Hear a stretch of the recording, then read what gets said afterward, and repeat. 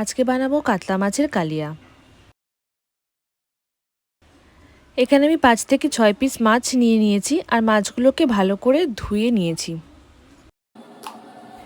মাছগুলোতে এবার আমি নুন, হলুদ, অল্প একটু আদা এবং কাঁচা লঙ্কা বাটা দিয়ে আর সামান্য সাদা তেল দিয়ে একটু ম্যারিনেট করে 10 মিনিট মতন রেখে দেবো।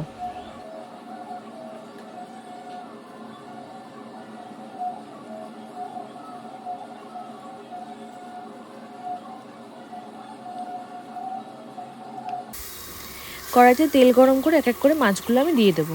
আর মাছগুলোকে একটু কড়া করে ভাজতে হবে, যেহেতু মাছের কালিয়া হবে। তো দেখো আমার ভালো করে ভাজাও হয়ে গেছে। আমি তুলে নিয়ে ওই কড়াইতেই ফোড়ন দিয়ে দেবো তেজপাতা এবং গোটা জিরা, আর সাথে একটু গরম মশলা গুঁড়ো। তোমরা চাইলে গোটা গরম মশলাও ফোড়ন দিতে পারো। এরপর ওই তেলেই আমি ফোড়ন দিয়ে নেবো তেজপাতা, গোটা গরম মশলা অথবা গরম মশলা গুঁড়ো আর সাথে একটু জিরে। তারপর দিয়ে দেবো পেঁয়াজের কুচি।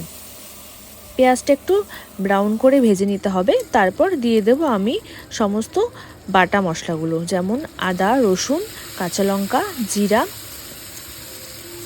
ভালো করে মিক্স করে নিয়ে এরপর আমি তুলে দেব পেঁয়াজ পেস্ট এবং টমেটো পিউরি। সব কিছু ভালো করে মিক্স করে দিয়ে দেব গুঁড়ো মশলা, যেমন হলুদ, জিরার গুঁড়ো, লবণ, ধনের গুঁড়ো। সমস্ত কিছু দিয়ে একটু হালকা গরম জলও আমি ইউজ করব কষানোর সময়। আর মশলার গা থেকে যখন তেল একদম ঝরে যাবে তখন আমি একটু হালকা চিনি দিয়ে দেব।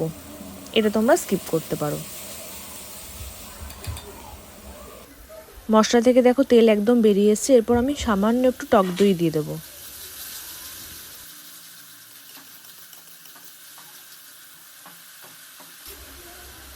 দেখো মশলা পুরোপুরি কষে এসেছে। এরপর আমি মাছগুলোকে তুলে দেবো আর সামান্য একটু গরম জল দিয়ে নেবো, যতটুকু আমার প্রয়োজন।